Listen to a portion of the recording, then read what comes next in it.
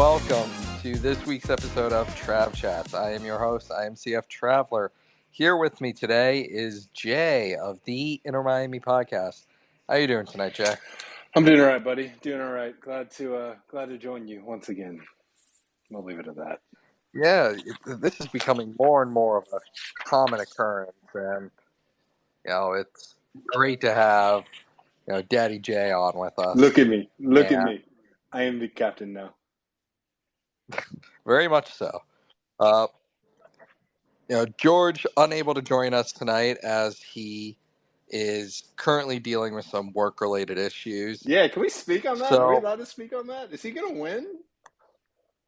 No, he's not going to win. Did you read it? No, did he respond? I just feel like he wouldn't have worded it like that if he wasn't going to win. No, I would go read what he said. He's not going to win. Okay, yeah, because Chloe's been just crushing suits. So now I come upstairs and I'm just washing suits again. And if you don't know what Suits is, it's all it's like Entourage meets just all lawyers. It's all the same scene of lawyer talk, bam, bam, bam, bam, bam, bam, swanky music, New York skyline, another office, more lawyer talk. And that's been my life for 2 weeks now. Shout out to Meghan Markle, though. That was primo Meghan Markle. Was. Everyone always says she was the model on Deal or No Deal. No one ever says she was an actress on Suits. All she is now is a crybaby nobody. Oh my God, I'm just reading this now. This is insane. Yeah, we're not going to speak on that for legal reasons. Yeah, for legal reasons. Per our actual lawyer, we're not going to discuss I'm surprised he took that case. I don't think he probably had a choice. Fair enough. But, this week, we'll touch on Miami manages to get that win against Sporting Kansas City without Lionel Messi. This upcoming weekend, they play Atlanta United in Atlanta at the Mercedes-Benz Stadium. And then I had this discussion earlier this week, and it kind of blew up my Twitter for about 2 days, that Leo Campana is the hottest player in this league. Now, we have our resident sexy man on today, and Jay. And, I'm sure that Jay will have his comments on Leo Campana, the sexiest man in the league. Oh, I could speak for hours on Leo. I've been the number one Leo supporter since he arrived, before he ever scored one goal for us. I was just like, that man is chiseled from marble, and he belongs in a museum. And thank you for referring to me as the sexiest member of the IMPC universe and not Caden.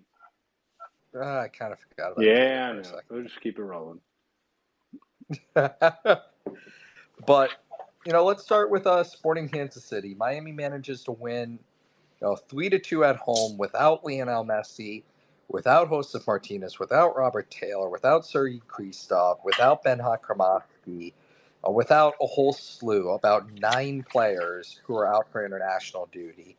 And they still managed to put together a win. And even though it had a hairy first 20 minutes and last 20 minutes, they still managed to do it even without, 9 different players.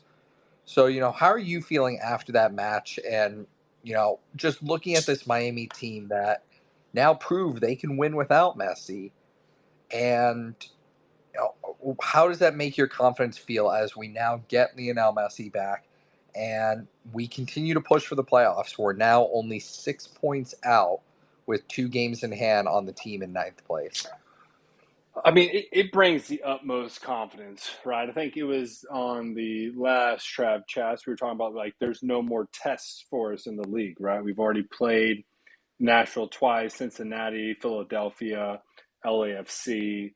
There are no more real tests of the powerhouses in the league who we can go into that game and say, hey, this is really going to tell us who we are. We know who we are at this point. But kind of sidebar chat, this was still a test because, yes, we didn't have Messi. We didn't have the multiple other players that you just mentioned in our lineup. But to go out there and just kind of high level here, to go out there and be able to get a win was phenomenal. thank God it was at home, because we do play pretty well at home, and we have, even prior to the Messi coming, even going back to last year. But um, to get this win was, I think, a big statement and a big sigh of relief to really all the hardcore fans that know the quality on this team, but also understand that maybe some of that quality has been undershadowed by the presence of Messi and Sergio. And coming into a game without a lot of our, I guess, key attacking players, what really stuck out to me was, the back line we discussed last Trav Chats as well. And I mentioned, like, I don't think there'll be much change on the back line. Like, it'll still be, Jordi Alba, Kamal Miller, Toto Aviles, and DeAndre Yedlin. But, like, more importantly, I think, than that, the back line per se, call it like that defensive box, if you will, right? The two center backs, Kamal Miller, Toto, and Sergio Busquets and Dixon Arroyo, like, those pieces were still in place. And I think that was pretty key to us being able to find success in a match where we're going up against a team that is in a similar situation to us, where it's kind of win or go home at this point. Like, Sporting and KC needs as many points as they can to push into the playoffs, just like we do. And just to see it done, nitty gritty, not the prettiest, right? 3-2 was just phenomenal. And it's an inspiration, and it's just a massive accomplishment to know that if Messi is not here, if Messi was forever to, I don't even want to dare say, get injured, but go away on, international duty, that this team can still hold it together and support it. Yeah, and it's important to get a win like that as just kind of a proof of concept that, yes, Miami can do it without Lionel Messi, because Miami does have oh, at least one more match this regular season that they'll have to play without Lionel Messi. The rescheduled Charlotte match at home in October. So it'll be, very nice to see these players continue to step up. Players like Leo Campana, Facundo Farias, the continued growth of Toto, and just the pure class of Jordi Alba and Sergio Busquets and what they bring to the team, even in the absence of Lionel Messi. Yeah, and I'd even say Stefanelli coming back was a big piece as well, right? Maybe started off rough, but really came to in a game where, for one of the few times we've seen in recent memory, we did not control possession, right? It was really 54 to 46% here. And we were, had less passes than Sporting KC had. We had less accuracy in the final third than Sporting KC had, but we still found a way to really dig out this win. And, back to Stefanelli, in terms of chances created, he was tied at the top. He had two, just as Sergio Busquets had two. And for him to come back in, coming off injury, right?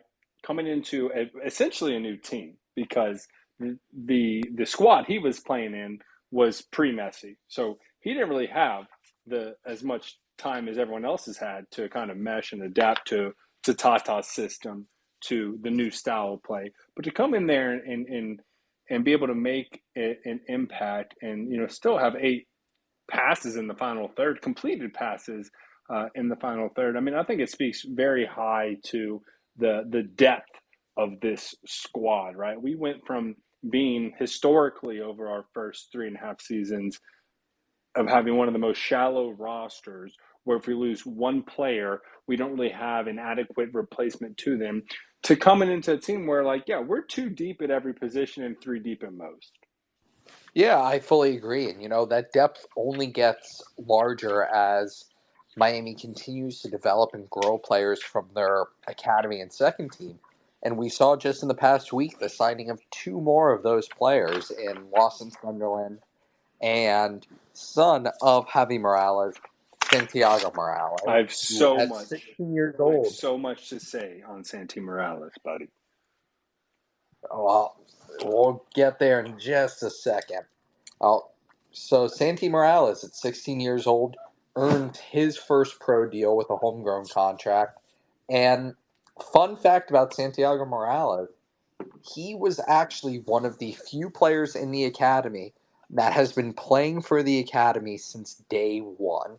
He played in the inaugural, the first ever Inter Miami CF Academy game back in 2019, and now he did that as a 12, 13-year old. I believe he was playing as an overager, and he was playing up a year, and now he earns himself a pro deal. So super proud of Santi Morales. Jay, I know that much like Ben Hawk, me and Ben Hawkowski, you have a lot to say about Santi Morales. Yeah, this is someone that I watched in the U15 MLS Next Pro Cup, and I fell in love with him immediately. I at the time was not even able to put together the two and two that he was Javi Morales' son, which was the interim coach in between Phil Neville and Tata Martino. And just watching him in this final of that MLS Next Pro Cup championship, and he is the real deal. Like he is. I don't want to get ahead of myself here, but he's short. He is creative. He is attacking minded. He is, I would say, similar to the kind of mindset a young Messi might have played with. And I think he has so much potential. I will officially go on the record to say that this is the most exciting um, signing to the first team out of our academy that I've seen. I just think this kid has so much potential. The downfalls here are he's pretty short. He's pretty skinny. I think he's gonna have to put on some weight, maybe grow a couple inches. But again, the kid is 16, so he has plenty of time to grow. He is someone that loves this club dearly. He is passionate about Inter Miami. He is a true believer. Again, the son of the interim head coach. And I think that this is going to be something we're not going to see immediately. We might not even see next year. But I think by the time Santi turns around 18 years of age or something, he could be the next big thing. He could be the next Ben Hakramaski. He could be the next David Ruiz. I really think that he has so much potential, and I'm just so excited that we're bringing him up. And it won't be immediate. The key part is he's going to be able to train with the first team, train with the big boys, and continue to build his skill set. But man, oh man, the future is bright, and we've talked about it for so many of these recent years. How big the academy is going to be as it bleeds into the first team, and we're starting to see it. And I'm so high on this kid, so happy for him. I think big things are in store for him. Yeah, and I completely agree. Santi is very much his father's child. He plays very much like Father Javi Morales did. He is creative. He can get up and down the pitch. So he's just such an exciting player. And yes, he joins a Inter Miami midfield that right now is pretty crowded. But in 2, 3 years' time, especially as Miami continues to develop and potentially sell talent, he's going to be such a key addition, and locking him up while he's young and bringing him up so that he can get that professional experience is just massive, and a great move by Chris Henderson and Tata Martino. And I can only imagine how proud Javi Morales is of his son. Oh, I mean, just seeing the pictures. I mean, you could the proud is probably an understatement, right? And I think even like Chris Henderson felt that from what I could see in the pictures. And this just happens to be one of my favorite players I watched in the academy. But let's talk about the other one, right? Let's talk about Lawson Sutherland, because I've heard you talk about him offline on the Discord for so long, and what are your thoughts on him, and where do you see his potential reaching with this team? I think that Lawson is one of those really sneaky signings. He's older. I believe he's 21 at this point, and older doesn't mean that he's older for a reason, and only breaking into the first team now. Oh, he took a little bit of an unconventional path. He came up through, I believe, some teams. Oh, uh, some other teams in England, and I'll just bring up Lawson's whole profile because I love Lawson. Yeah, so Lawson, unlike the typical American path, actually came up through the Chicago Fire Academy and then joined the Timbers Academy before going off to Europe and actually bouncing around academies in Spain. Now, he went to Levante, Sabadell, Dam, St. Andrew. He was with their U19s and their first team before he joined Inter Miami CF2 before the 2022 season. And he's just grown and excelled there. He's this smart number 8 that can play anywhere in the midfield, and just an overall great kid too. So I'm really excited to see him join the team, and it seems like Tata Martino already trusts him and has a relationship with him. So it'll be really interesting and really nice to see just what opportunity he's afforded. I agree. So, I mean, like it looks like we could have a potential number 8 and a potential number 10 in Santi or a winger in Santi, and these things are just going to continue to bleed over. I mean, yes, we're looking at the big names now. We'll probably continue, I think, now that we've finally established the brand with several successful European signings, potentially erasing the bad memories of Blaise Matuidi and Gonzalo Higuain, but we'll still sprinkle in some of these older European guys, but we're really going to start to see this team build out with a core group of individuals from South Florida, because there's just so much damn talent down here. And it's wild that this has kind of been the untapped market. And it just makes sense to have the MLS team down here and really breed all this potential and then put it into the first team when you can, because man, it's going to be a glorious thing in 5-10 years when we're going to see continuous talent coming out of South Florida. And I'm not talking about just continuous talent coming into Inter Miami. I'm talking about talent that will come into Inter Miami, be shipped to Europe or maybe South America, talent that we're going to see go to the U.S. men's national team, just like Ben Hod did, which I'm sure you have so much to say on that as well. And I'm very excited that he is actually one of the players that will be speaking to the press tomorrow at the stadium. So I do have some things I would like to ask him. But man, it's finally here. We've been talking about this for years, that this time will bleed in.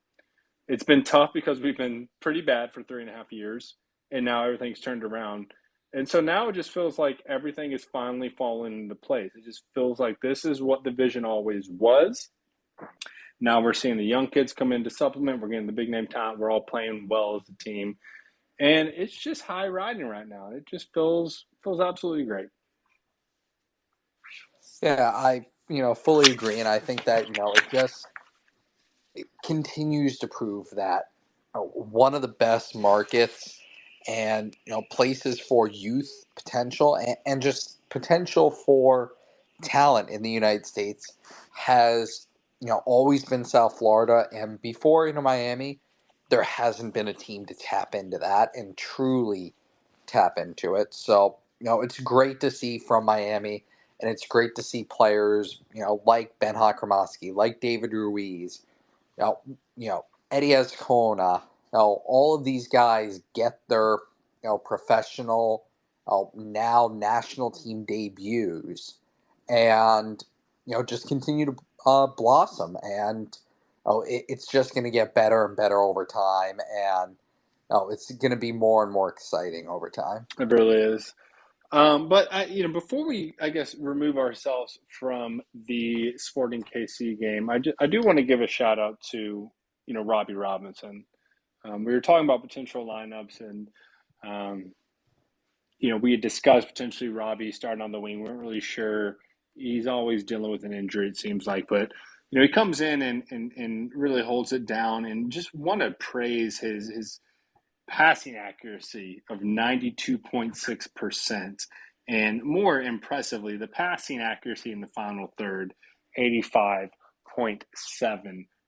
Really coming in, stepping up when he was needed. Where I think you and I both are probably on the same page with we're not super confident he's going to be here next year. We're probably going to ship him out somewhere. But just praise to Robbie Robinson, kind of getting a, I don't know if redemption arc is the story, but being able to come in and really satisfy when he's needed the most.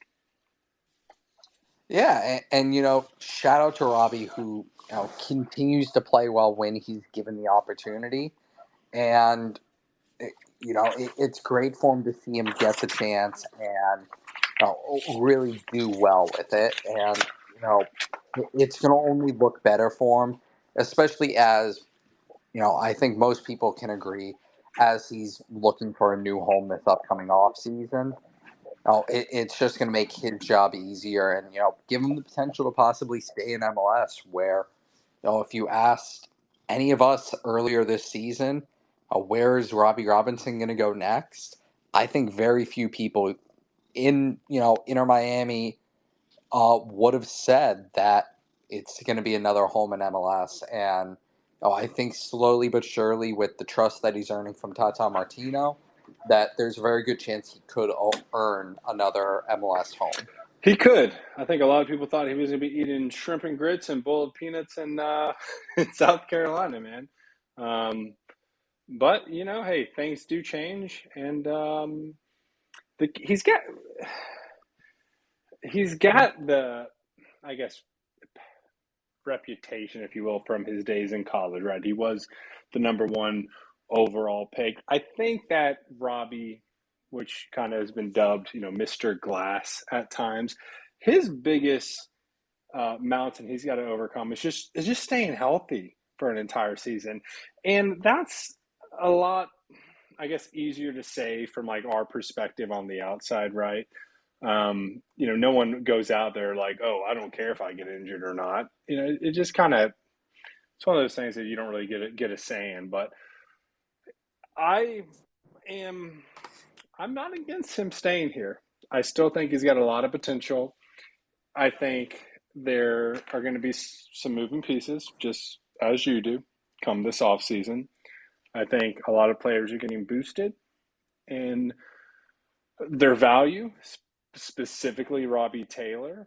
And there's a chance Robbie Taylor goes to Europe for a nice little price, and we're going to need someone who can kind of come in and support the wings with some of the younger talent like Farias. And if he can get it working and stay healthy, then yeah, he can be an impactful player. The issue is he's impactful for a couple games and then gets injured and he's out for 3 months.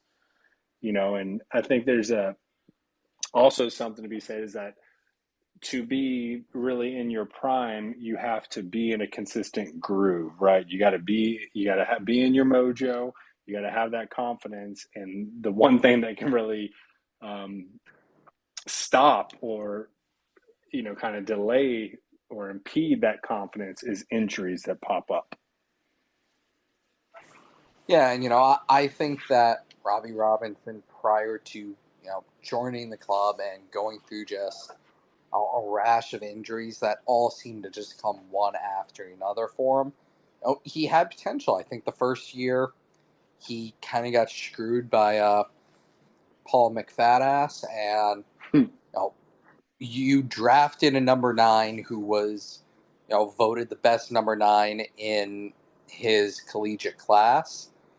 And then you sign a number 9 in Julian Carranza. You sign a number 9 in Juan Agudelo. and then you go out and sign a DP number 9 in Gonzalo Higuain, and that forced Robbie to become a winger from the very second that he joined the club, which isn't his natural position, and very obviously in that first year he was uncomfortable with. Yeah, I So agree with you 100%. I have, God, said that since the first year, right? Like, yeah, you're making a center forward play winger. He's not in his natural position, and we made a lot of players play out of their natural position. And like, you know what? One of the kind of fond memories or photos that I kind of like to see pop up every now and then, give me a good little chuckle, is like the first ever goal for the club against DC United, and it's of Pizarro, Robbie Robinson, and Uyoya. And fast forward a year later, and they were like all kind of irrelevant. yeah, I mean, truly talk about irrelevant. Rodolfo Pizarro, the biggest DP whiff Whoa, whoa, in whoa, this whoa! I will history. not let you say that. Blaise Matuidi is the biggest DP win. Blaise Matuidi was with us for a year, and yes, he caused the sanctions, but you know, at least we didn't spend $12 million on him. Oh, he was free. I'll say Rodolfo Pizarro with silver hair was the best version of Rodolfo Pizarro we ever saw. Yeah, and then he changed the colors, and there goes that. Or The Phil best was version playing him of out of position because Phil the didn't best like to Rodolfo play anyone Pizarro in we their position. the best Rodolfo Pizarro we ever saw was when Pizarro had that like string of games where he wore two different color cleats because of like racism or something. That is the best Pizarro that we ever saw. Man, that's those little subtle things you forget about, but then you bring them back into my memory. I'm a big Pizarro fan. I will never take the Pizarro shit No, talking. listen, I'm just gonna say he's no Indiana basketball. Yeah, yeah, yeah. I actually think Indy's rated higher on him than him on EAFC 24. I mean, it wouldn't surprise me. It's going from one of the most up and coming Mexican talents of our generation. The hype was too much, and then coming to a squad which just seemed to not favor any of its players and kind of diminish all of their reputations. And hey, I'm not living in the past, though. We're the best team in the world. I mean, oh, it's nice as a Tottenham fan to finally have a team that I can be proud of. Yeah, well, I thought Chelsea was going to be getting better, but we're still doing what we're doing. So at least Inter Miami and FSU are making my life pleasant again. So that's nice. And look, man, we are climbing our way back up in the standings. I don't know. I don't know if you have a script in front of you, so I don't want to overstep here. But we got to get I into do not. I planned what I was gonna even talk about on this episode about 2 hours ago when I was half asleep. fair enough. Literally, when you text me and said, "Hey, what time are we doing Trav Chat?" I said, "Huh, shit, I do have that tonight." Yeah, well, we gotta get something out. I'm assuming Branton cut off the first part of this, so yeah, it's been tough. Been pretty sick this week, so I wasn't able to get an episode out. I've been wanting to not impede on your show too much, but needed to get something out for the fans, and so here we are. So, but let's just talk about the standings. Let's just talk about where we are right now, because we are currently 6 points off DC, who sits in that ninth place. And I will say, more importantly, we still have games in hand, at least one, if not two, on every team above us except for Charlotte. So we're currently at 14th. We've got New York, Red Bulls, NYC, Charlotte, Chicago above us, and then DC is in the ninth spot. We have one game in hand on New York Red Bulls, 2 games on NYCFC. We're even with Charlotte in 1 game in hand on Chicago, 2 games in hand on DC. friendly reminder to everyone, we are playing back-to-back matches against Charlotte to close out this season. So what seemed like maybe a few weeks ago, 10, 20, maybe 25% chance to make the playoffs, given our recent run, our win without Messi, a full squad coming back for this weekend's game in Atlanta on a turf field, I might add, which will shun some of the no turf Messi guys. It seems like our chances have increased, honestly, in my opinion, well over 50% to make the playoffs. And at this point of my life, and I already conceded this point to Alex Winley probably a month ago in one of the post-game press conferences, that I changed my answer, and I think we are going to make the playoffs. And I think now, if we don't make the playoffs, I would be absolutely astonished considering we have not lost one game since, what was that, July 21st, when Messi first Yeah. graced ourselves with his presence on our pitch. Do you see any realistic way, without sounding too cocky or overconfident, that Inter Miami is not finding a way into the playoffs? I at this point don't, unless we see Messi and Busquets and Alba rest at some point. Miami does have a very busy schedule, including a U.S. Open Cup final ahead of them. I really don't see it. I don't see any way that Miami doesn't make the playoffs. And I think it was Ian Hess from the Heron Outlets who said it. Uh, I think it was like after the win against Sporting KC. Miami now basically controls their own destiny. If at this point Miami wins out, they should make the playoffs. With the games that they have in hand and all of that, Miami should make the playoffs and only have to rely on themselves to do it. So, that's a massive change from where we were in July when it was like, all right, we're bottom league, we're kind of ass, and it's going to be a steep hill to climb to win one trophy, if not to just make the playoffs. Now we're sitting here looking at a possible second trophy in 2 weeks when we play in the U.S. Open Cup final. Playoffs that are becoming more and more probable, and a Inter Miami team that has beat a lot of these teams that are above them in the standings. The Cincinnati's, the Phillies. Um, we'll, we've beat Atlanta at home. We'll see how we play against Orlando, but we've beat them too already.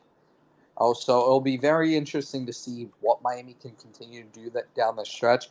But I think, if I'm a betting man, I'm going to Hard Rock Sportsbook when they open up in a week or two and putting a good month or so of my mortgage down on Inter Miami to win MLS Cup. I cannot argue with you. And I'm like, Ian is always great with the numbers. I also don't know, like, a lot of people like 538, but man, 538 has not been updated since June 12th in terms of Major League Soccer. And unless this is an old page, and in terms, this is fun. This is really fun to look at. I encourage everyone to go to 538.com and look up the MLS playoff predictions, because they have us as of June 12th at a 4% chance to make the playoffs and a 3% chance to make round one, less than 1% chance to win the MLS Cup. I can't wait to see this updated, because, man, that is wild. They are typically one of the great predictors in terms of statistics on the league. But yeah, it's just, at some point we're going to have to lose, right? I mean, I know I've joked to several people that we very well cannot lose a game for 2.5 years.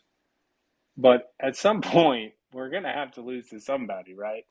Does it come this season? I don't know. If we don't lose this season, then I think it's given guarantee we make the playoffs. There's still what? How many games do we have left?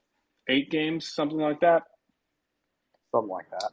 I'm just not sure how it changes, and even more so, we only improve going into next year because then we're going to have a full off season for Tata to really fully implement his plan, his style, his approach, and everything. And this is going to be fun. And now I'm looking back at you thinking, man, I'm a little bit jealous I didn't purchase that League Cup scarf in time because now they're sold out and we legit have the shot because the treble is still a valid, real option. And then we've got the Open Cup coming up, which is what, the 27th? Is that correct? Yeah. Yeah. What a time to be alive. And this is it. And now we get the fun race. It's a race. It's not like you have a team that's questionable, that it's a race where you're super stressed out. It's a race where like you're pretty damn confident you're going to at least make the playoffs, and then we'll handle the playoffs when we get there. Yeah, and I think that while Miami is going to make the playoffs, I think it's going to be another uphill climb for them. If they make it in those eighth or ninth spots with the new MLS playoff formats, they're going to have to play a wild card playing game, and then the first round is now 3 games. Oh, and if they make it as the eighth or ninth spot, they're going to be on the road for most of their playoff games, and I think it's going to be an uphill climb, but all of this, every single piece of this Inter Miami season has been the story of an uphill Mm-hmm. climb, and it hasn't deterred them. Oh, we won Leagues Cup. We're in the U.S. Open Cup final.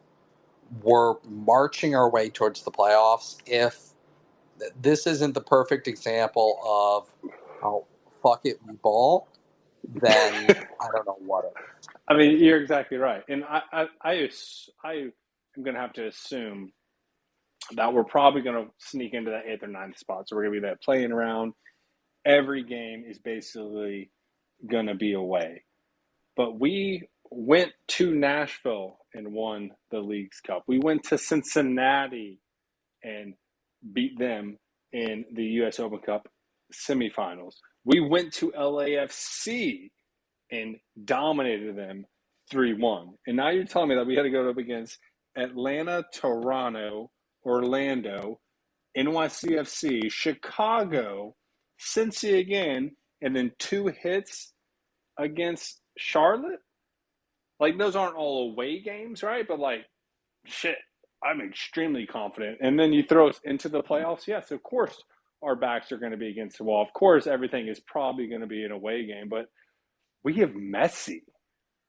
Like, our whole team, we got Messi. We got Tata, right? I don't know if we give enough praise to Tata. But then we also have Busquets, Alba, Toto, Facundo Farias, Diego Gomez, Robbie's balling, Campana's balling. Hell, even Martinez is being significant to some value. Like, let's go. This is what it is. If we want greatness, there's going to be adversity along the way. If we want to win the treble, well, it's not going to become easy where we play every game at home. So this is what we signed up for. This is what's on the docket, what's on the table. And now we're just going to go out there, continue to do what we do, and ball. Because I don't think there's any team in the league that is better than us right now. And that's not to be like overconfident or anything. I understand FC Cincinnati is currently number 1 in the power rankings because they're going to win the Supporter Shield. But I think most analysts or people that really follow this league understand that Inter Miami is really the best team in the league, and we're the most feared. We're in the best form. We are arguably the deepest team in the league, and not just deep in terms of someone coming in to maybe be a band-aid, mend the bleeding, but deep as in like we could swap people out and they could still perform at a high level deep. We're a scary team right now. And I think I'd honestly be disappointed at this point. I don't want to get ahead of myself, but I'd be disappointed at this point now if we don't pull out the treble. There's a real pack there, and now I'm locked in. Now I'm bought in. Now I'm believing. So I think the potential's there. Maybe disappointed isn't the right word. As long as we get the Leagues Cup and the Open Cup, that'll be a hell of a season. Don't get me wrong, but I'm fully believing we can go for the treble. Yeah, I mean, I'm fully on board with, thinking we can go for the treble this year. And I think that, at this point, even if, we face the adversity of playing most of the playoffs on the road, having to play a, play-in wild card game, going through the first round of, the home, the 3-game series, I think that that's where Miami's thriving. I think, the motto has been since Messi arrived, you know, yes, this is an improbable story, but screw it. We have Lionel Messi, we have Sergio Busquets, we have Jordi Alba, and I think it's just locked everybody together. And, it's led to this resurgence that we've seen. And, Miami winning, you know, one trophy already, going for their second in 2 weeks, and potentially going for the treble here later in the season. Yeah, what's that saying? Give us your hungry, give us your tired, or whatever. Yeah, give us your hungry team below the playoff line, and give us your Leo Messi, and we can accomplish brilliant things, the likes that this league has never seen before.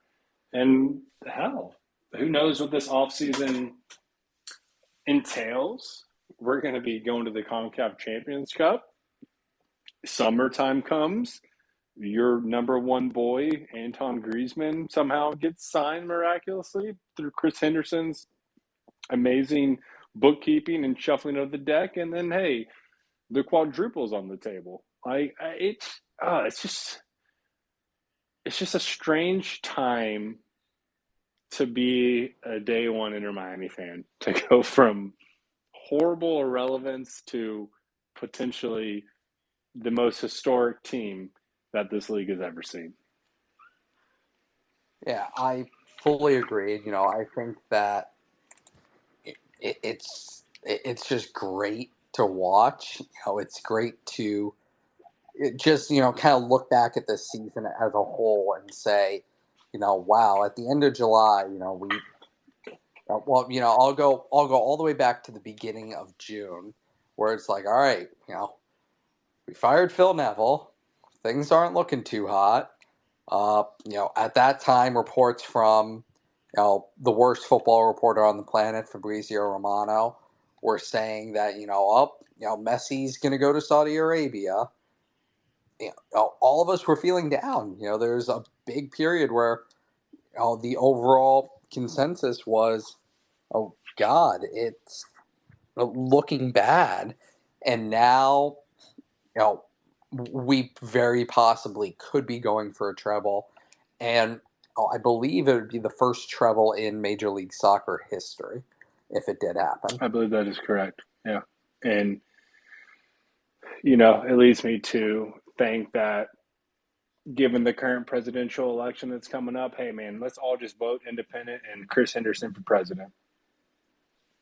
I am fully on board with that, mostly because, oh God, if you're not an American, I do not encourage you to become one. God, am I allowed to say that? I don't know. Who cares? Yeah, good We've point. said enough questionable stuff. I think we'll be all right. God, yeah. If people were not around for the pre-show, man, you missed out on some questionable things. All right, so random thought here. Preference. Campana first half versus Campana second half of the season, hair-wise, strictly hair-wise. Do you like him going back to the shorter look, or do you like the ponytail, kind of a little half bun? Looks like a medieval knight riding on a horse with the hair flowing out the back with a little bit of longerness. I liked a little bit of the longerness. I think that it gave him a little bit of that flow, that little bit of Erling Haaland with a better face sex appeal. Yo, Well, I tell you what, you could give me a brick and Leo's hair, and would have a better face than Erling Haaland. Yeah, it's Erling Haaland, not a very high bar for looks, which is disappointing because women from his country are. Whew, never been to Norway. I encourage you to. If you like fish head and If fermented herring, I suppose. Yeah. if you like blonde head, blue eyed girls, and fermented you herring, like Tinder. and you like Tinder. Well, and if you like Tinder with in real life, which is basically you don't know what they look like because of all the coats, I recommend Norway. That sounds a lot like Kentucky. All right, let's. Do you got anything else on your mind, or should we open this up to some random questions that we can have fun with some of our listeners? Let's open this up to some random questions. Let's see what the listeners have to say. I see that Matthew is here, so I'm sure he'll have something dumb to say. Oh, let's go. Matthew, come on. I know you got something to say. Oh, look at that. Right on cue. Hello. All right, Matthew, Okay. thank you for joining Trav Chats. Hi.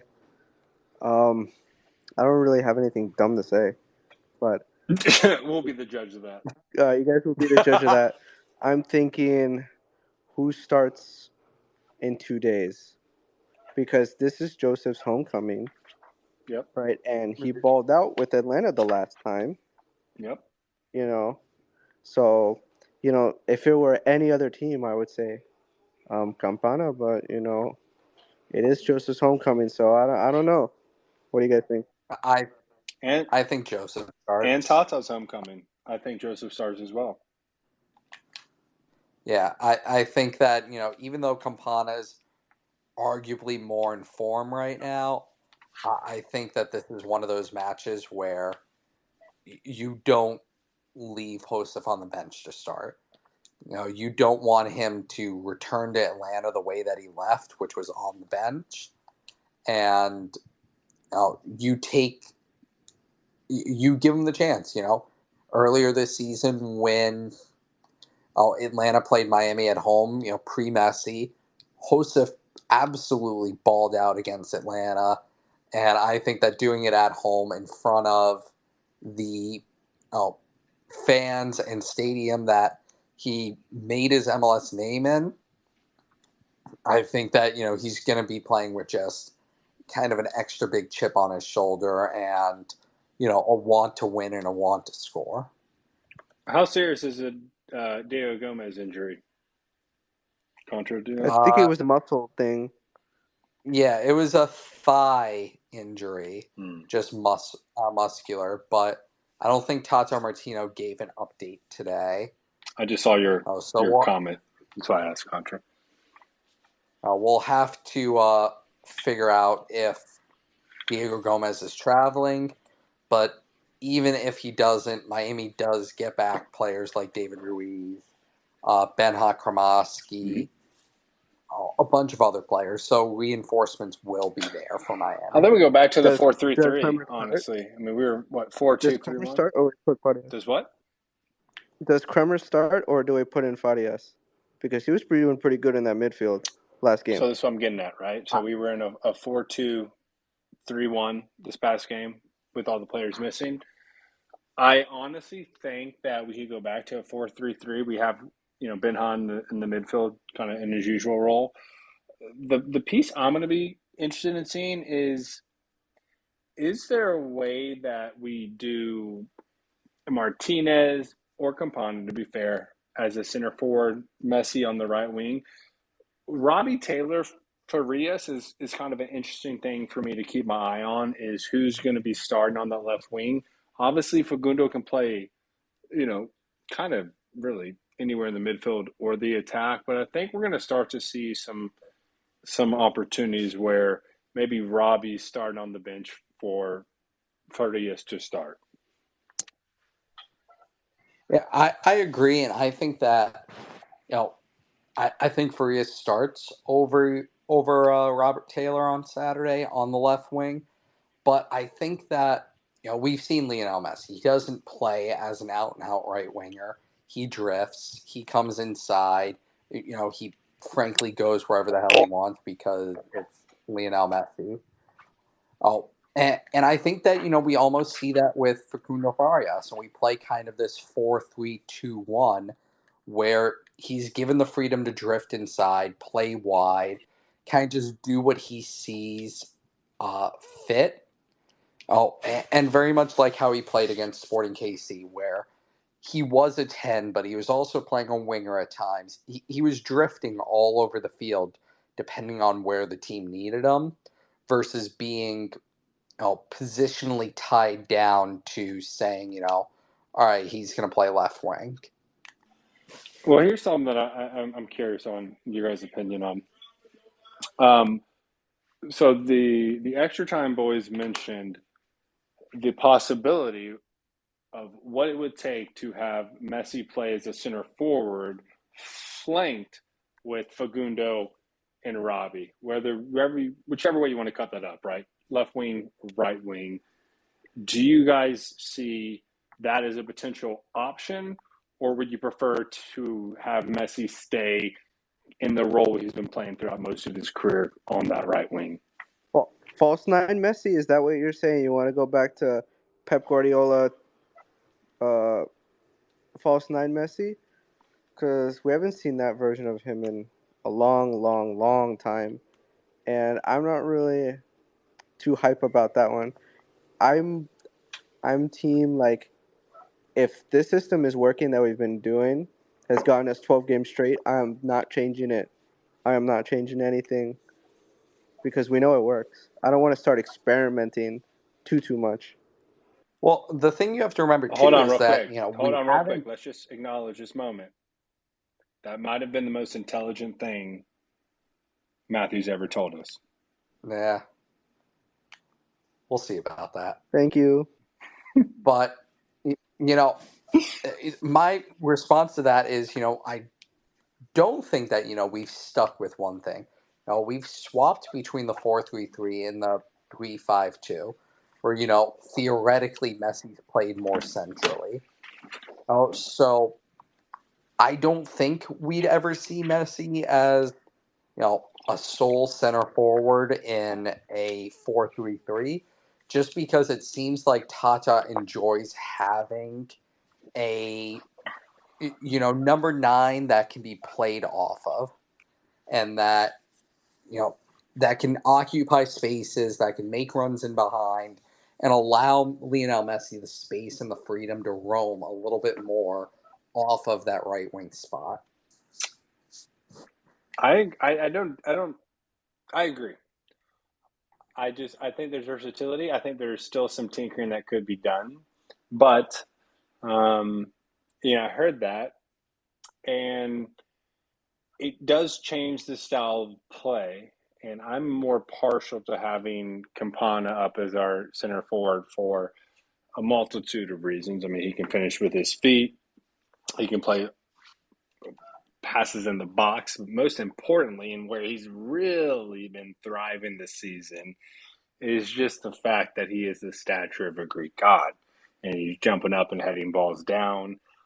I'm 100% agreeing with Contra with Matthew here, that if it ain't broke, no need to fix it. I think we're doing well with what we've been doing so far. I think 4-3-3 is the way. 5-3-2 tactically, if it makes sense, but I think that for the first time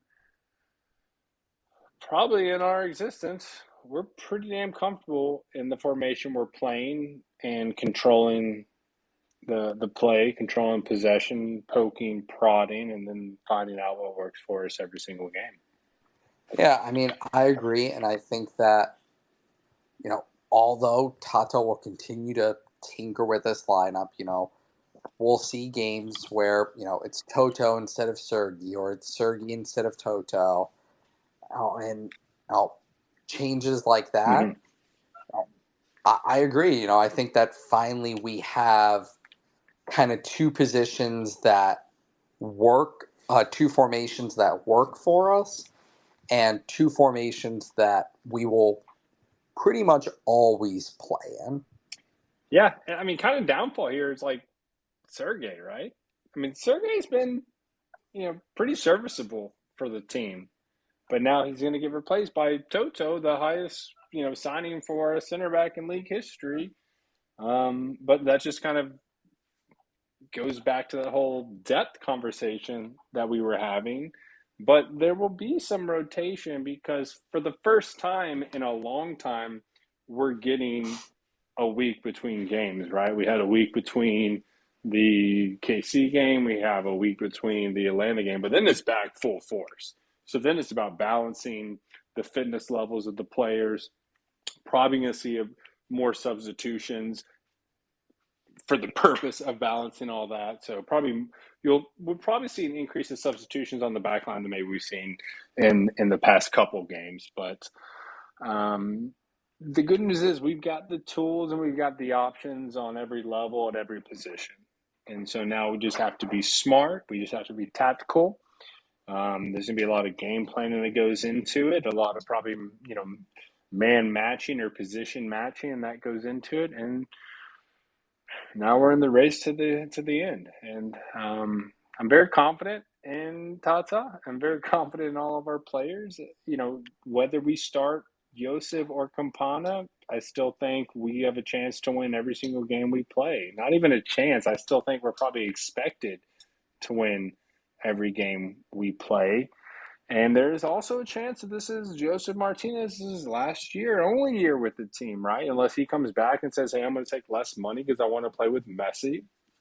Going back to the call that, I was on with Jorge Mas, that Leo Campana is kind of the center piece of this attack, right? And that he's going to be the largest beneficiary of this. But who knows what's going to happen in the offseason, what other acquisitions will happen, who we're going to ship off, who we're going to make money on, what other South American talent we're going to bring in. And I don't see much of a change in terms of the depth and the options moving from this season to next season. I think maybe we probably even have more options, next season, honestly, as we get the 1.2 million that we're losing from the sanctions, right? And can we maybe use some of that to keep some of the players that either are, contracts are ending this year or in the following year in December of 2024, like we've spoken about multiple times with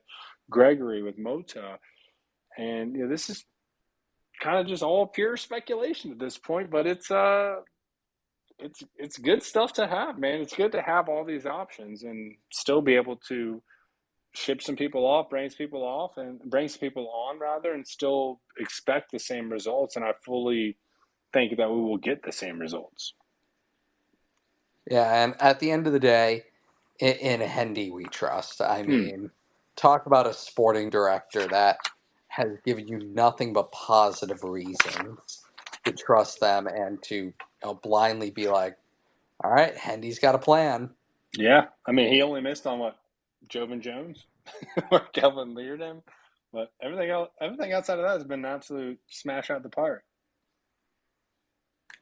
Yeah, I fully agree on that, and it's going to be a really exciting ride to the finish here for Inter Miami, and it's going to be a really exciting next couple of years, especially as I put it after the win against Sporting Kansas City. We're never losing again. Bro. Never. But put your money in the Hard Rock Sportsbook right now, guys. The second it opens on Monday, Inter Miami to win every single match for the rest of existence. I'm going to take a parlay. I'm going to put $10 on Inter Miami to not lose a game over the next 2 seasons. $10 bet to win $18 million. And I'm highly confident on it.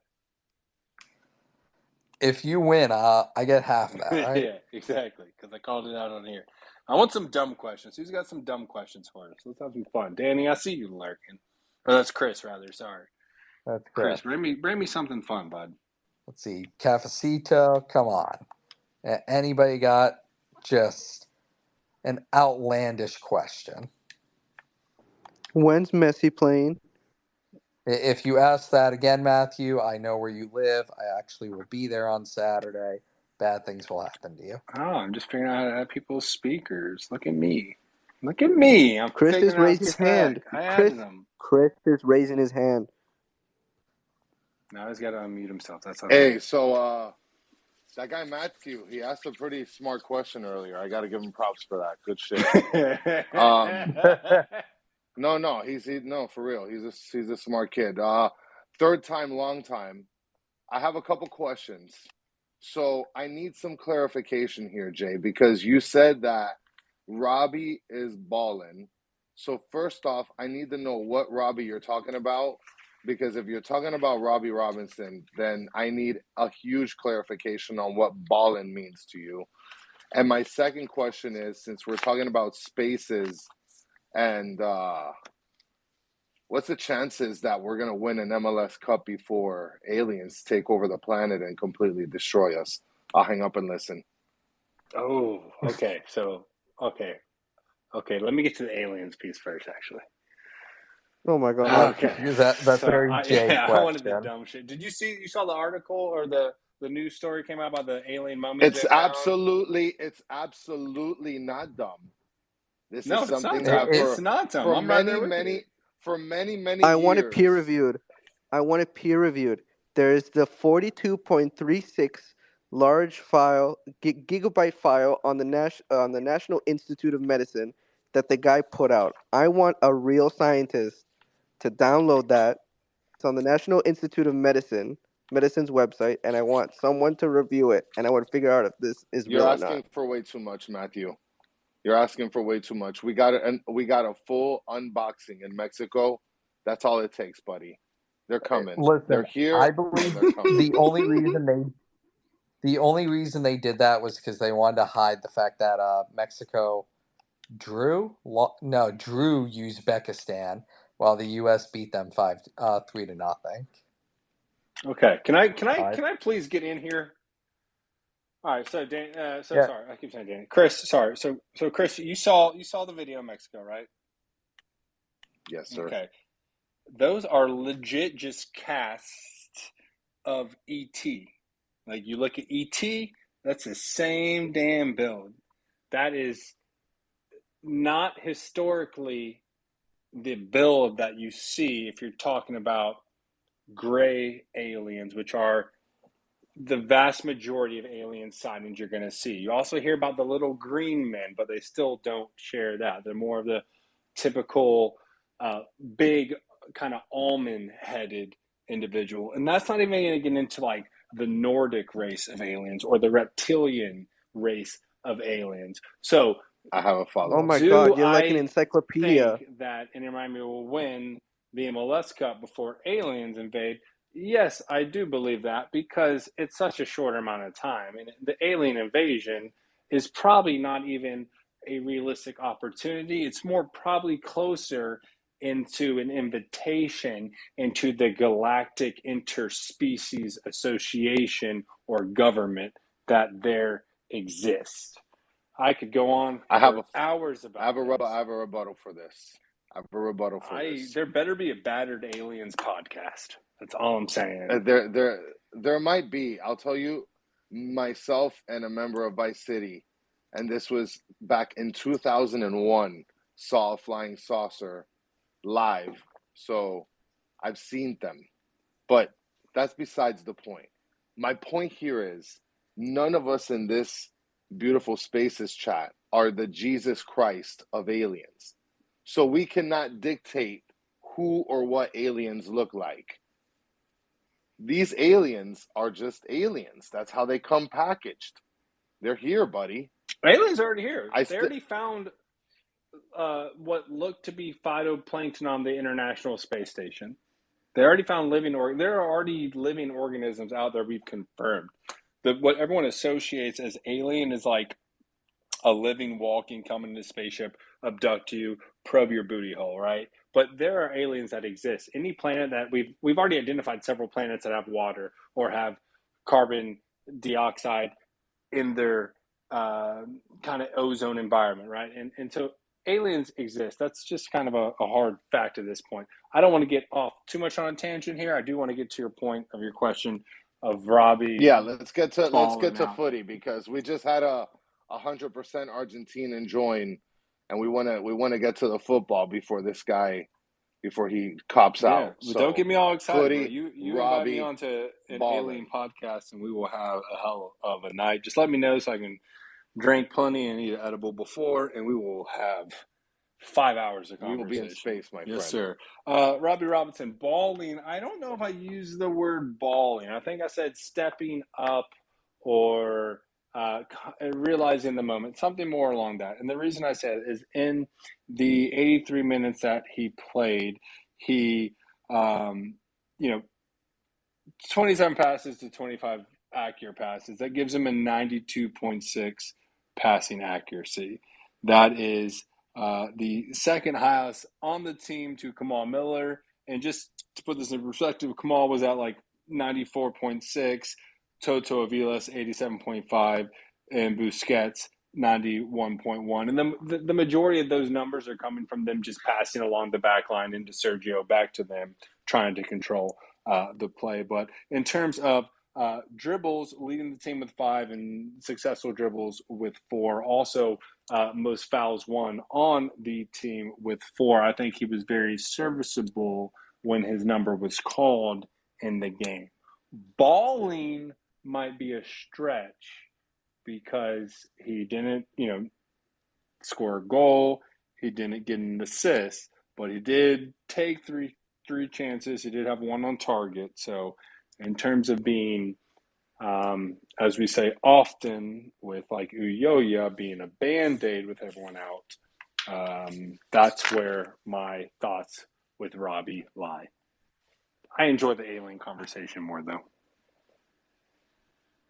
Balling as an infinite step overs.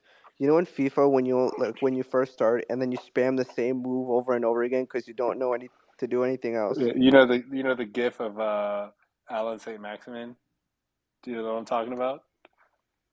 Probably not. All right, I'll send it to you in the Discord. Where he's just on the sideline doing step overs and stupid little skill moves.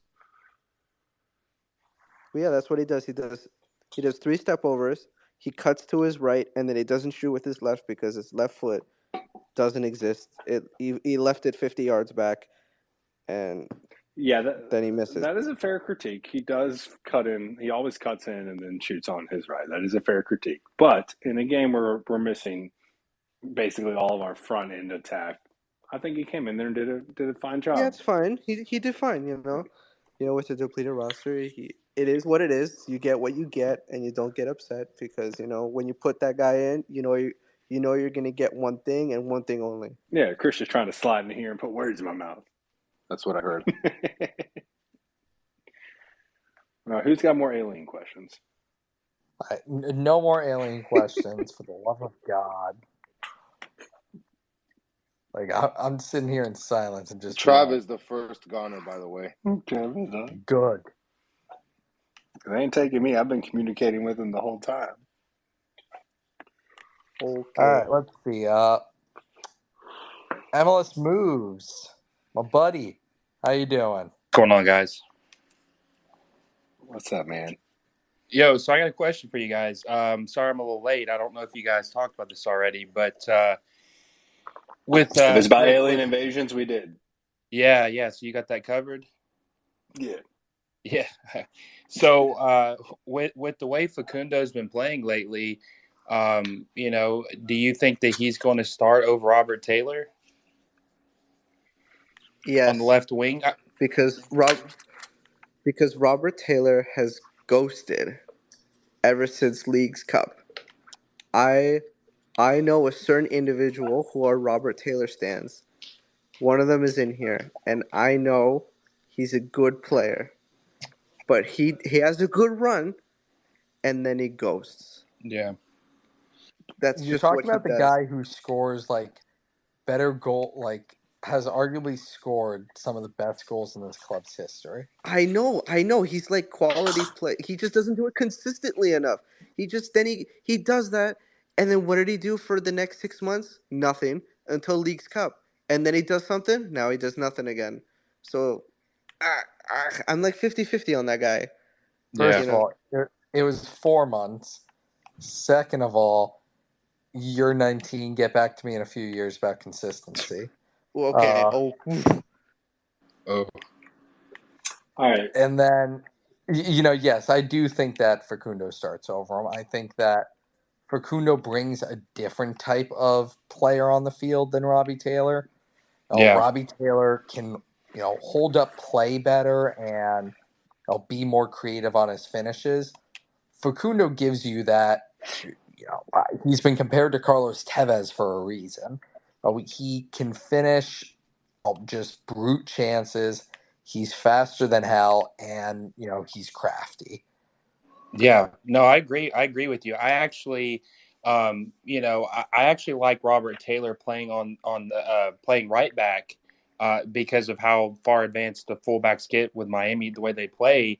I actually like him better in that role because he's not expected or there's not as much of a demand for him to score.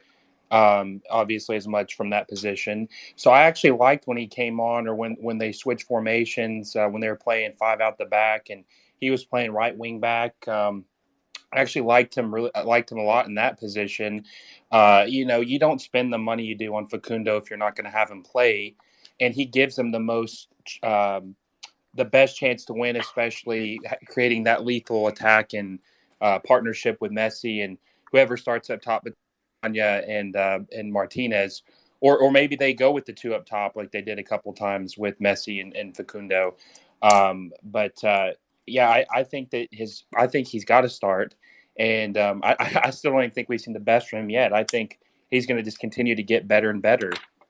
Yeah, I agree with you that he's going to keep getting better and better. And I think that it is important to also roll with your hot hands. And he's got 2 goals in 2 games, and 2, not easy goals, right? That little Yeah, slide he had on LAFC was spectacular.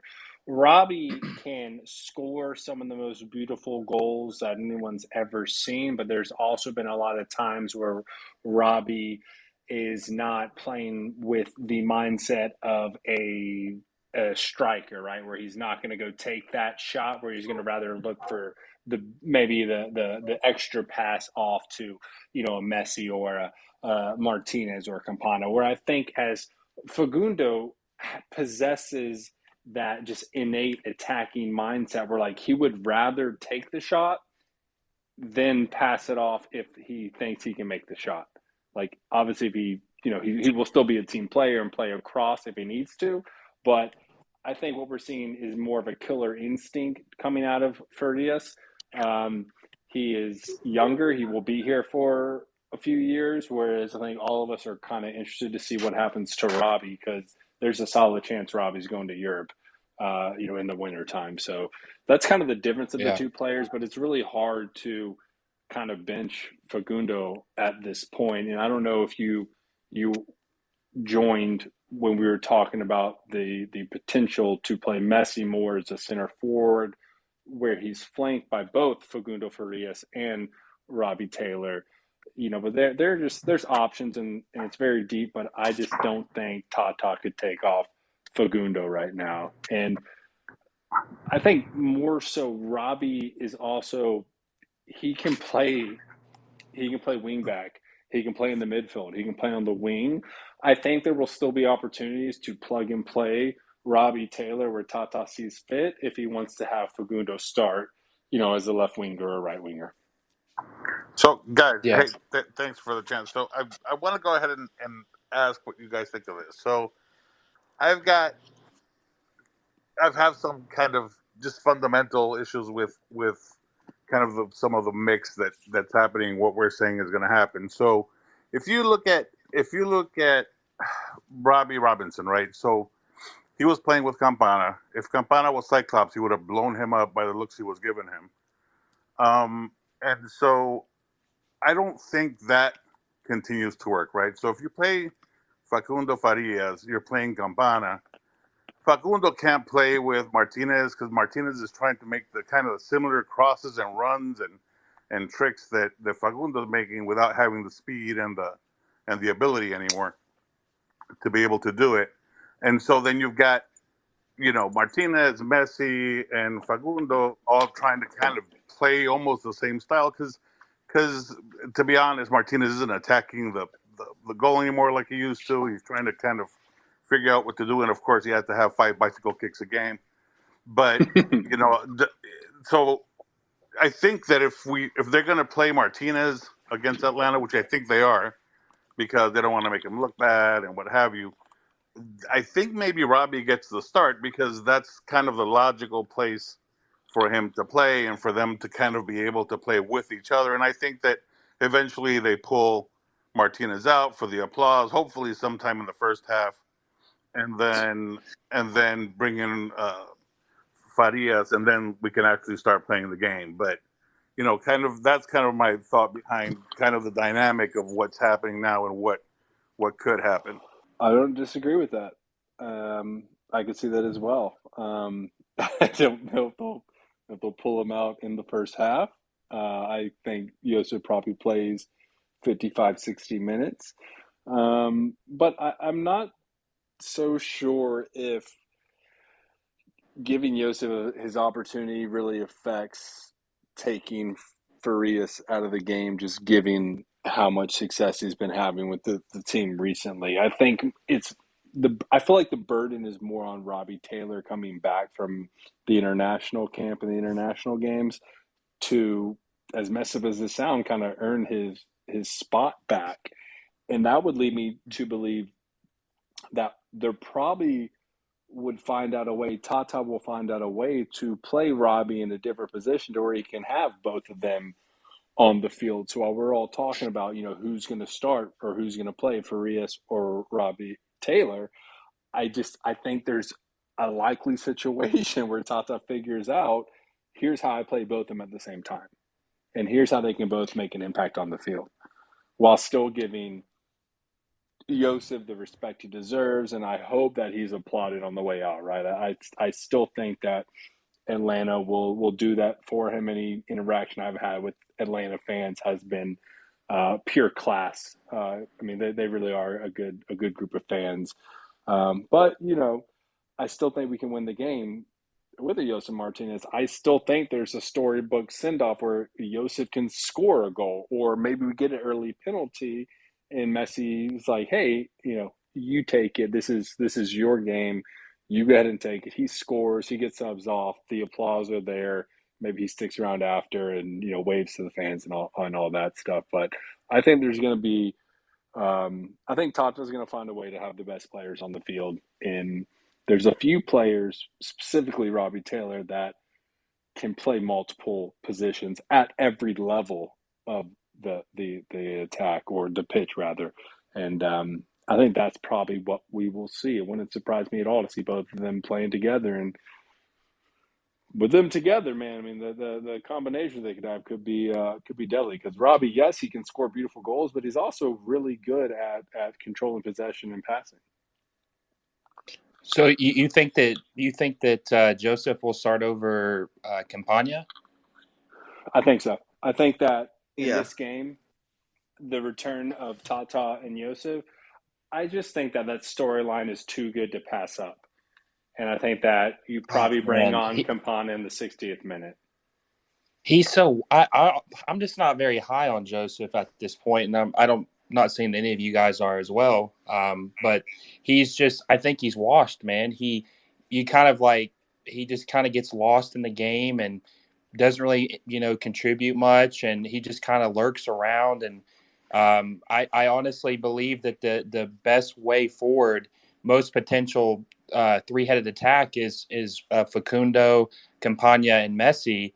And obviously Campagna's got his issues too. He has struggled to play consistently this year, but with everybody missing, he's had a last 2 games he's played pretty well, and I think he's got 3 goals in the last 2 games. Yeah. So I mean, he's looked really good lately, and I think that kind of like what you allude to with Facundo, he's playing really well, and you don't really want to try to mess with that and ruin his form. And I think me and Traveller have talked about this before. He's the team's really high on Campagna and think it's one of the reasons they didn't want to get rid of him is because they like his potential. And the best way to realize that and try to reach it is he's got to play. and and another thing too that really hurts Miami is they don't really have an aerial attack because most of the people they don't really have a lot of height on the team. So having him in the middle with Facundo and Messi crossing the ball, just gives that was one of his goals, right? I mean, he had a header. Was it the game before or was it last game? It was one of the It two, but was he had a last header. game, and I think the game before, and then he had two against Cincinnati. I mean, look, I agree with you completely. I mean, our aerial attack is Leo Campana. The second best Yeah. aerial attack we have is Josef Martinez when his foot is above his head going for a bicycle. But the future of our attack, you said it, is Campana flanked by Fagundo and Messi. But I think the story is too good. I feel like the MLS loves these revenge or return games, and seeing it's the last time we played Atlanta in the League's Cup, we beat them 4-1. I don't think Tata is super scared, and being a player that Tata coached at Atlanta, it just makes all the more sense for him to start there for that kind of storybook start and send off. Again, I would probably project somewhere in like the 55th to 60th minute that we see Campana come on, and I think we could very well be up in the game by then. But it's just too good to pass on. I mean, that's what sports is kind of all about, Like you find the little stories here and there, and everything I think Yeah. leads me to believe that Josef will at least get the start. And there's a chance like a penalty comes and Messi doesn't take it and passes it to Josef just to kind of, complete that story arc. And then, he's subbed off and he claps and the fans go crazy and, he really enjoys that moment. Yeah, I understand that line, and I guess this is all these questions is a good problem to have. All this depth that wasn't there at the beginning of the season. Yeah. Having an issue of who you play is a good problem to have. So I mean that should help them out down the line, especially with this this playoff push or trying to make it the 8th or 9th seed. I could honestly even see them make possibly getting that 6 or 7 seed. Just the way they're playing. I mean, I don't know if they're going to lose another game this year. I don't know if they'll lose a game all season long. Just the way they're playing and the way this team believes. So yeah, I mean it's definitely been turned around and it's a good problem to have and it's great for the league. Full disclosure, if any of you people listening doesn't know, I'm not a fan of the team, even though it would seem that way as much as I post. Obviously, it's just the most interesting story in the league right now. And it's fun to cover and it's fun to watch.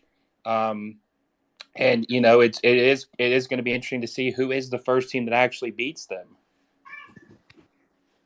Two things. One, the key to this game is do not give Almada a free kick.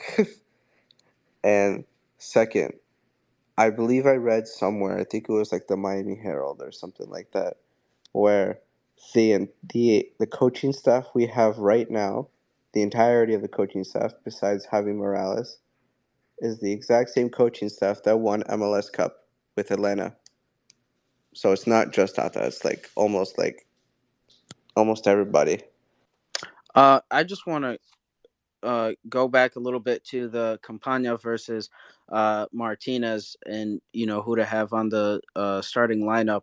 I think and I kind of joined a little bit late, so I'm not sure if this was discussed or not, but I guess the point of most of, I believe, maybe not most, but a large percentage or a large amount of Martinez's goals were scored by penalties. I think probably maybe about half of them or so.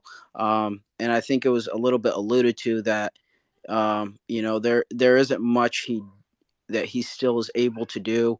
And part of it is just because of the injuries that have kind of just nagged him post that really great season he had with Atlanta.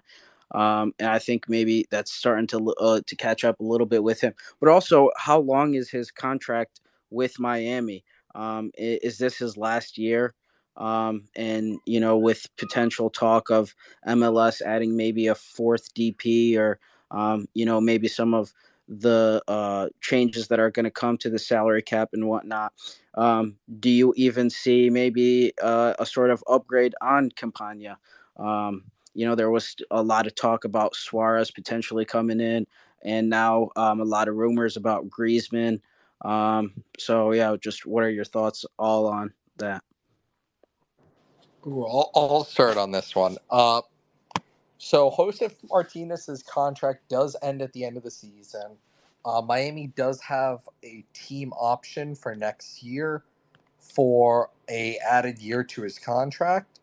Uh, do I think he sticks around? I think no, unless he takes a significant pay cut and is willing to take less to stay. I don't think he is brought back. Uh, Miami is looking for reinforcements. They've looked around. We've all heard the Luis Suarez rumors. If you've followed me for long enough, you'd know I want nothing to do with them. I think Suarez is shot. But the latest rumor is none other than the best player on the French national team, Antoine Griezmann. And now let me tell you this: if Miami can find a way to bring Antoine Griezmann to town, then I think that you do that, even if it means getting rid of a Josef Martinez. I think you do that with ease. I think Antoine Griezmann would tear up MLS. He would tear up downtown Miami, and I think he already has a kid. I think he'd have a few more after a year or two in Miami. He's washed. Like, it hurts to watch him play. He balls against Atlanta, and then he ghosts. Like, he's not the same after the injury. He just isn't.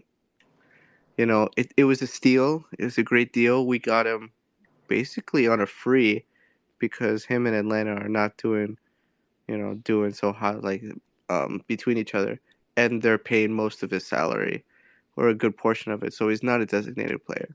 On paper, it was a really good transfer at the time, but now that we get to see, like, what he can do, I'm not. Nope, not for me. But is Luis Suarez for you? Yes. There's no way. Yes. There's no way you sign him at his age. No way. Yeah, Yes. I kind of agree with that. I think I No also way. read that he's not doing too great, and Cheap playing with contract. Gremio right Cheap. now, Okay. and his knee Cheap injury contract. is really a lot worse than what it's made out to be. Yeah, I'm taking Yeah, the I younger still don't. player. I'm taking I'm taking the younger guy with knee problems and the older guy with knee problems. And Suarez is Yeah. the older guy with knee problems. I would probably rather keep Yosef or go for maybe a younger European talent if we're going to bring in a striker. Matthew, I don't want to mute you, buddy. Stop with your soundboard, man.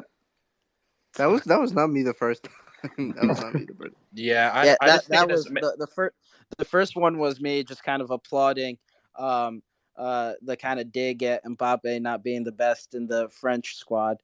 You're welcome. Which I agree. I agree. Yeah, I just don't think it makes sense to sign Suarez because he'll be 37 years old in January, and obviously he's Oh, he's 37. yeah he'll be 37 in January. Messi's already got enough friends at the club now, so I think he's settled in. We don't know for sure if they are going to add another designated player spot. That's what that's what's being speculated, but. Yeah. Those spots are just so crucial that it's way too big of a risk to sign a 37-year-old Luis Suarez with knee problems, regardless. I mean, even if he doesn't have knee problems, he's 37 years old. There's plenty of other players that want to come play for this team that you could attract because it's Miami, it's Messi, it's probably going to be the team that's going to win the league. So I just think that is very short-sighted if that's what the route they go, and they could do a lot better. I honestly, before Campagna started, doing a little better, I wouldn't have been surprised to see them maybe try to get a better young designated player, just because he really wasn't living up to that tag.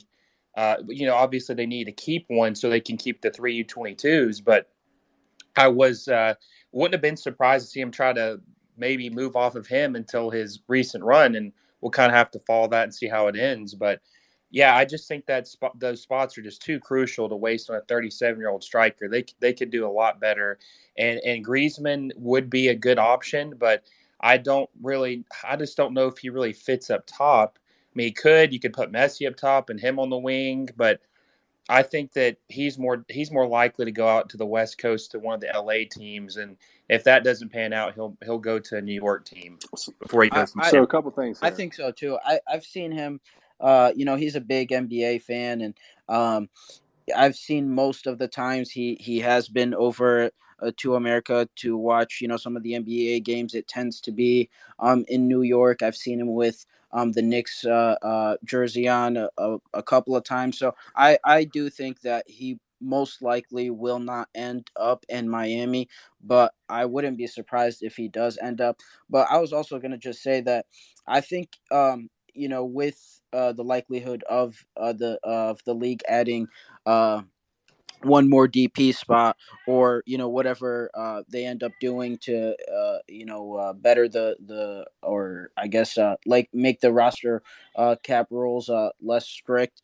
I don't really see where Miami could even potentially make use of an extra DP. Or I mean, I guess they could, but I kind of feel like they don't need to. I feel like their squad is very capable, and it's proved out to be not just in the League's Cup, but also after that in the performances they've put against really good teams like Nashville and Philadelphia and whatnot.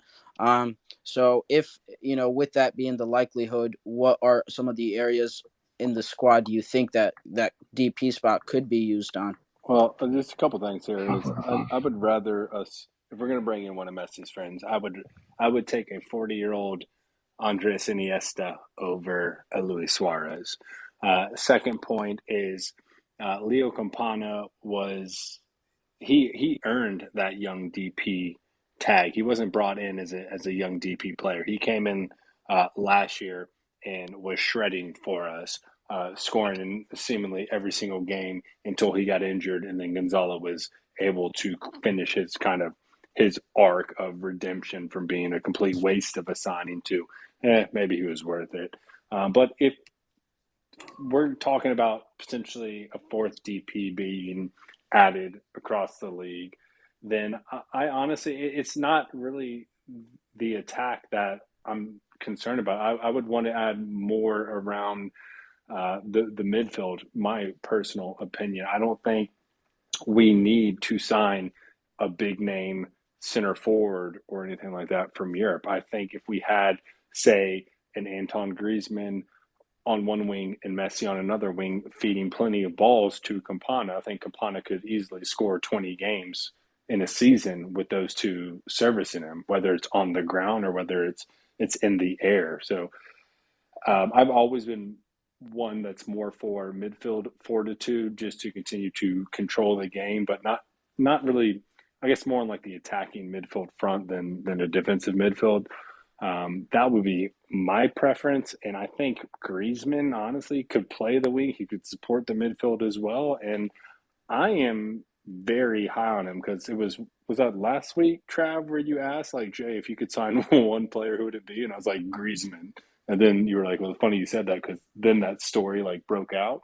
But this has been something we've commented on many times. Like Griezmann's been to dry paint to watch games. He's been to like Heat games. He's already said he wants to come to the MLS. He's been saying that for really over a year now, that by the end of the 2026 season, he would like to be in the MLS. And I think that schedule's moved up to where he wants to honestly come in the summer. And now that Messi's here, he wants to play with Messi. And I think what we're going to see is a lot of players that want to come here to play with Messi. Like they want to have that opportunity. And Griezmann's someone that has played against Messi, played with Messi, and I just think it all makes sense for that to happen.